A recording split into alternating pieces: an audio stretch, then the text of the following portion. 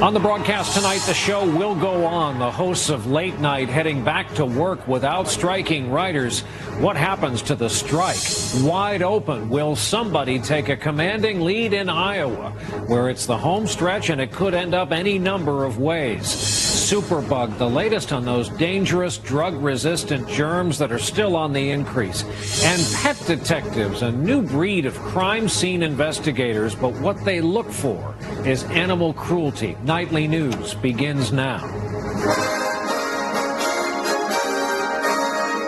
From NBC News World Headquarters in New York, this is NBC Nightly News with Brian Williams.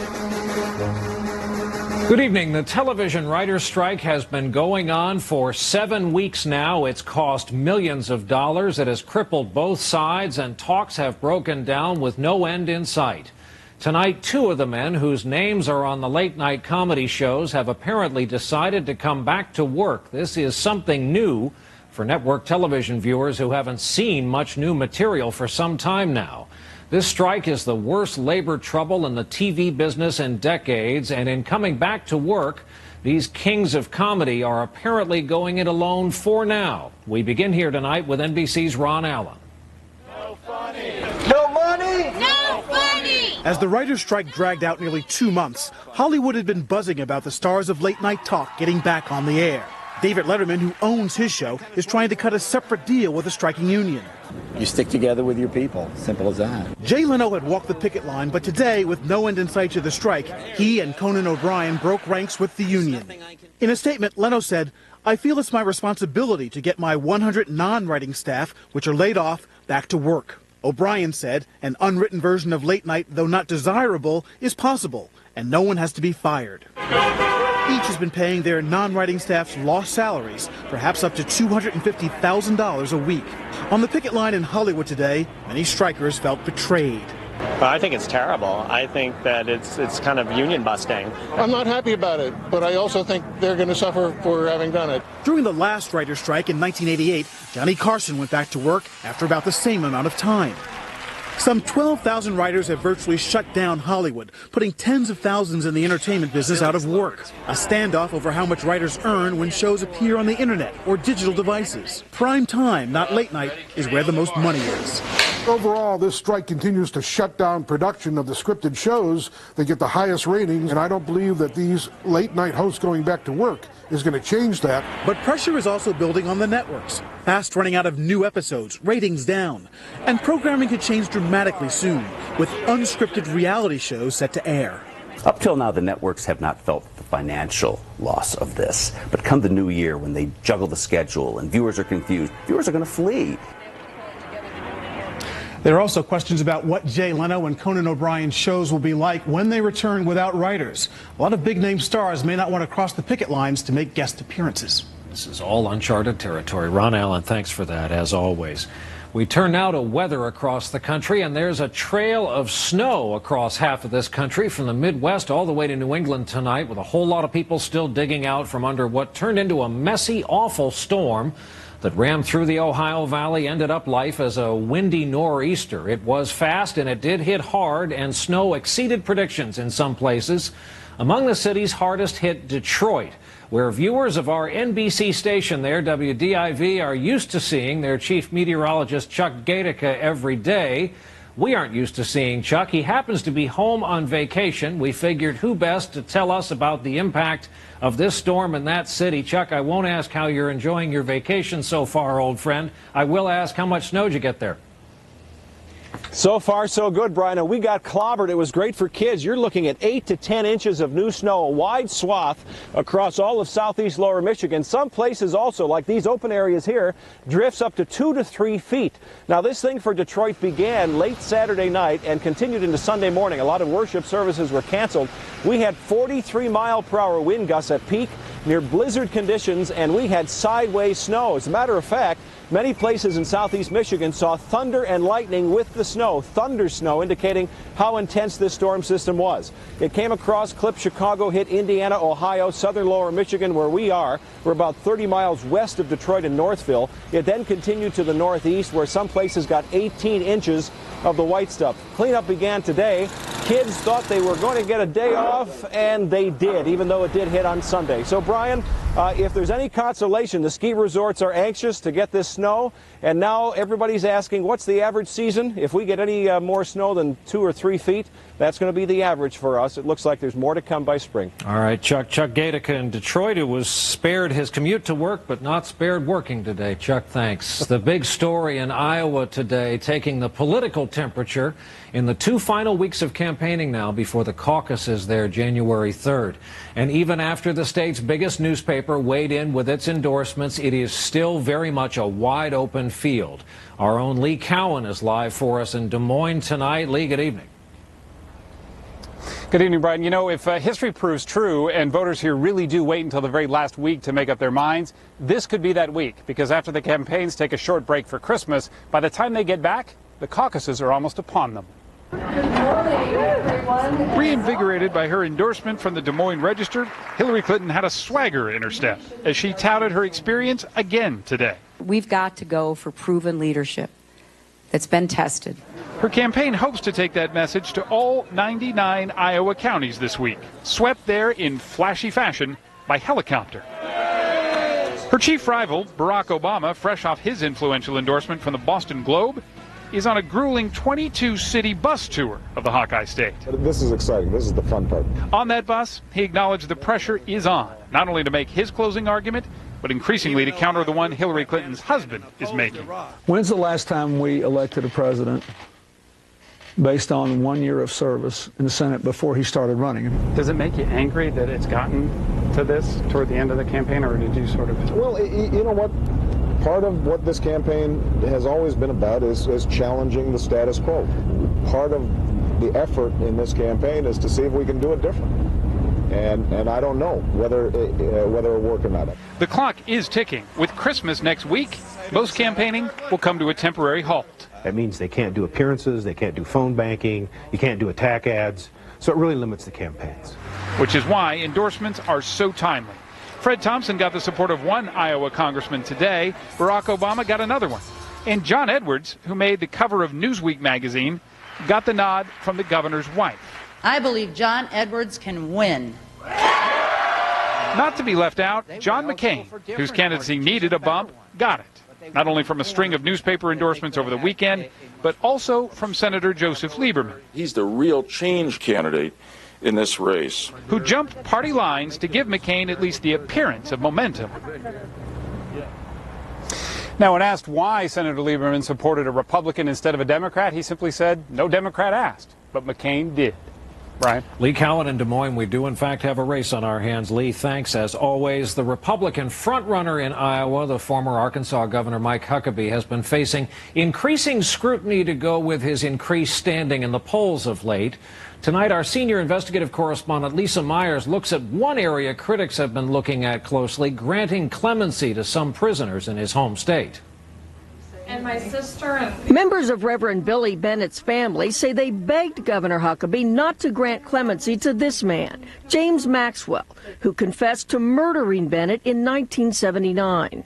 It's not fair. Why should he go free? The prosecutor also strongly opposed reducing Maxwell's sentence. But Reverend Bennett's wife, Edna, says Huckabee told her that Maxwell, who'd worked at the governor's mansion, was a changed man and had become a Christian. Just because James Maxwell had become a Christian didn't entitle him to go out and walk the streets. Huckabee commuted Maxwell's sentence in 2000, noting he'd shown remorse. The parole board later freed him. In that particular case, he's been a model person outside of the system. In all, Huckabee granted 1,023 commutations and pardons in 10 years as governor, twice as many as his 3 predecessors combined.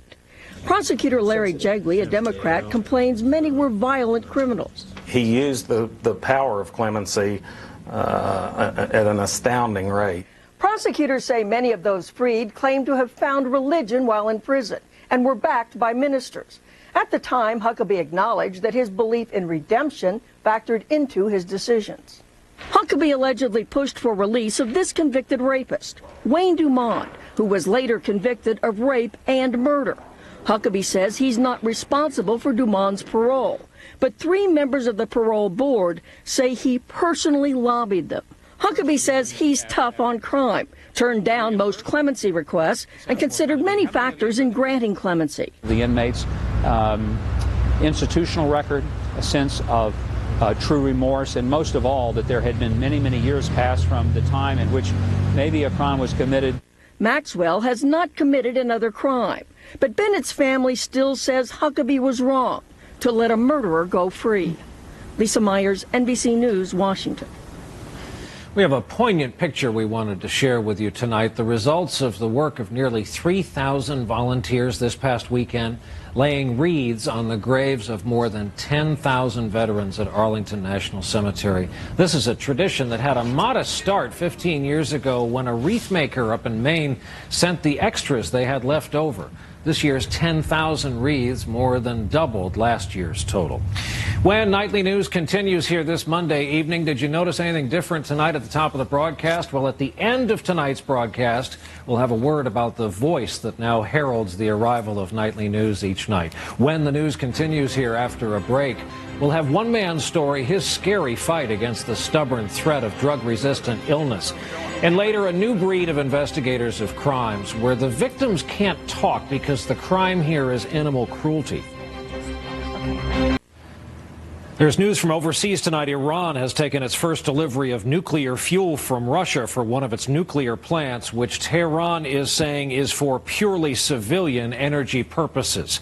Turning now to health news tonight, more information about the drug-resistant bacteria called MRSA. It's been 2 months now since a federal government study revealed just how widespread the problem is.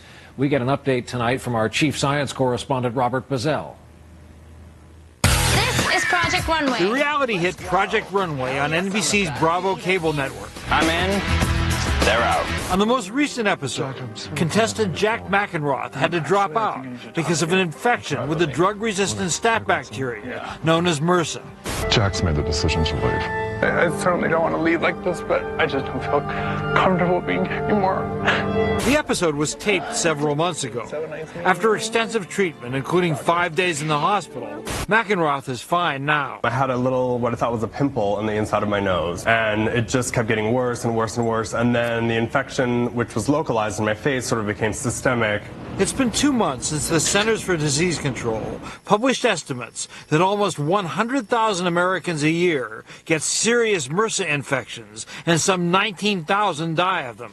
Since then, reports of outbreaks, especially at schools across the country, have poured in. Last week, Mary King, a teacher in Rockville, Maryland, died of the infection. Public health officials say it remains a constantly growing health threat. As long as we use antibiotics, this antibiotic-resistant strain of bacteria is going to increase in the population. One piece of good news, doctors are getting better at recognizing it. You're seeing doctors who are much more knowledgeable about the disease, know how to treat it right, know how to culture it, and so it's really become a new normal. I have a MRSA in my face. That's why experts say people with serious skin infections should seek medical attention right away, as Jack McEnroth did. There's a lot of publicity about this bacteria. Right. Have a lot of people come up to you and said, I know other people who have had it? Oh, definitely. And I get a lot of emails from viewers and fans who say, oh my God, I've had this 3 or 4 times. It's horrible. I wish you the best. So nice meeting you. Robert Bazell, NBC News, New York. Quick look at Wall Street today. Stocks finishing the day sharply lower across the board. When Nightly News continues here in just a moment, a heated battle over illegal immigration going on in Arizona. We're back with NBC News in depth tonight. It's about cracking down on illegal immigration. The latest and harshest test of the legal system is stirring up a lot of emotion in the rapidly growing border state of Arizona, especially among employers there. NBC's Peter Alexander reports tonight in depth from Phoenix. The intersection of 35th and Thomas in Phoenix. Honk if you're for America. Let me now a battleground in the heated national debate over illegal immigration. On one side, advocates for Arizona's roughly 500,000 undocumented immigrants. They're your neighbors, they're the people working in the restaurants, they're the people working in the industry, and that's the reality today. On the other side, those who want them all deported. They have no rights to the Constitution. and they come here and they take and they take and they take. They give nothing back. But a new law will go into effect in Arizona in just 2 weeks, cracking down on businesses that employ undocumented workers. They drain far more in social services and education costs than they contribute in taxes. Everybody loses but businesses that hire them illegally. The governor hopes this new law will serve as a deterrent, even calling it the business death penalty, where any business found hiring or employing an illegal immigrant could lose its license altogether. With one of the nation's fastest growing economies and lowest unemployment, Arizona is so dependent on immigrants, at least one business even accepts Mexican pesos as currency. Day laborers are routinely hired to fill low-paying jobs.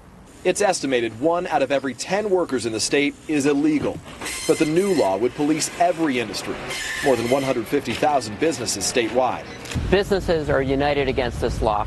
Glenn Hammer is president of the Arizona Chamber of Commerce. This law is basically playing Russian roulette with the state's economy. It's going to hurt the state's economy. It's just a question of degree. With the January 1st deadline approaching, businesses are already firing Hispanic immigrants, reconsidering expansion plans, and even moving operations out of state. You guys are here illegally! The shouting matches have become increasingly fierce, with immigrants left out of work and businesses chanting a new line: help wanted. Peter Alexander, NBC News, Phoenix.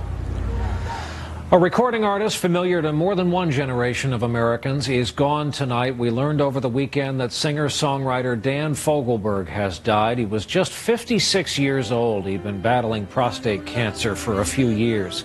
His hits in the 70s and 80s included The Power of Gold, Same Old Lang Syne, Part of the Plan, and the song we will play as we go to a break.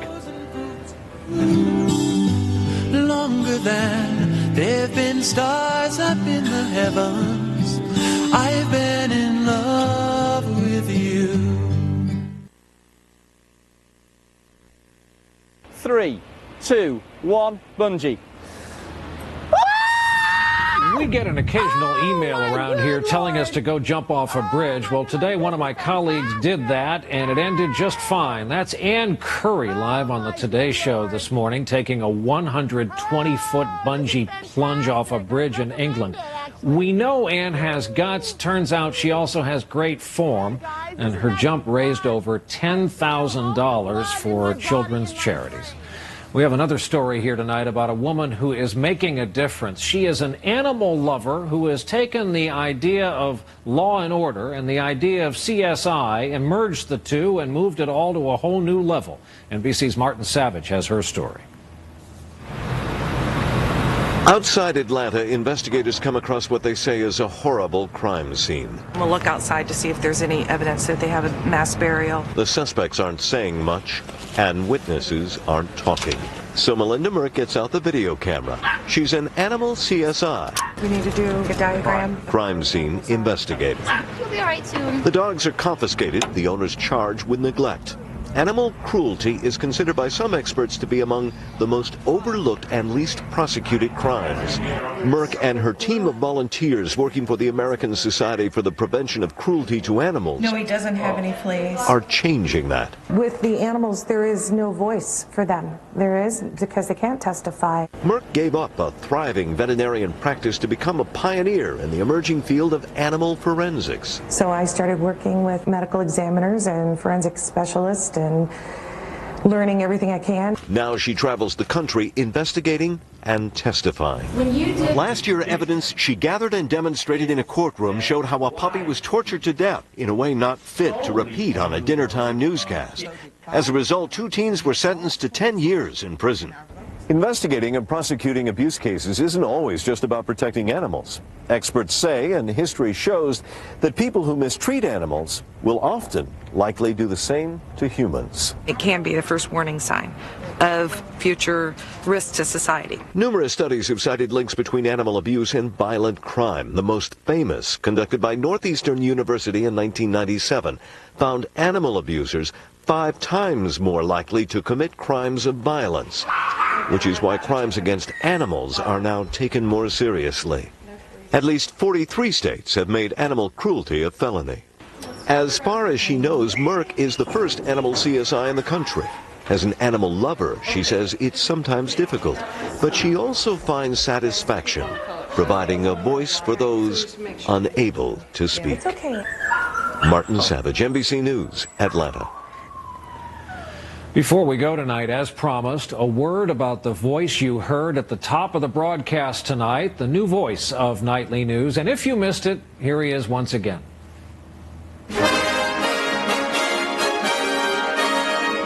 From NBC News World Headquarters in New York, this is NBC Nightly News with Brian Williams.